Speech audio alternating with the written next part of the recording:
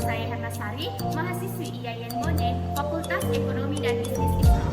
Di sini saya membuat video untuk memenuhi salah satu tugas MIN pada mata kuliah kebijakan fiskal dengan materi sumber-sumber pendapatan pada negara. Sebelum saya membahas apa itu sumber-sumber pendapatan, saya akan membahas dulu apa itu pendapatan negara. Berdasarkan Undang-Undang Nomor 17 Tahun 2003 tentang Keuangan Negara di Pasal 1 Ayat 9 telah dijelaskan bahwa penerimaan pendapatan negara adalah uang yang masuk ke kas negara, sedangkan pendapatan negara adalah hak pemilik pusat yang diakui sebagai tambahan nilai kekayaan bersih. Kekayaan bersih yang dimaksud ini adalah penerimaan pajak, penerimaan bukan pajak, dan hibah. Adapun sumber-sumber pendapatannya yaitu pajak, penerimaan bukan pajak, dan hibah. Sumber pendapatan yang pertama itu pajak. Pajak sendiri diartikan sebagai suatu pungutan yang dikenakan pada barang, jasa, atau aset tertentu dengan nilai manfaat.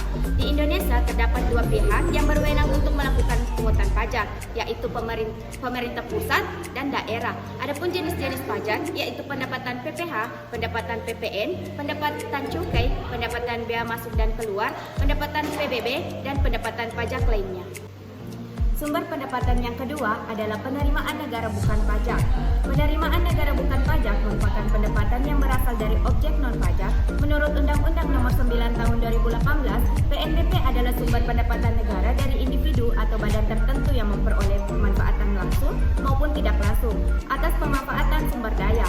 Adapun jenis-jenis PNBP adalah pemanfaatan sumber daya alam, yang kedua pendapatan kekayaan yang dipisahkan, yang ketiga pendapatan badan layanan umum, yang keempat pengelolaan barang milik negara, yang kelima pengelolaan dana, dan yang terakhir hak negara lainnya.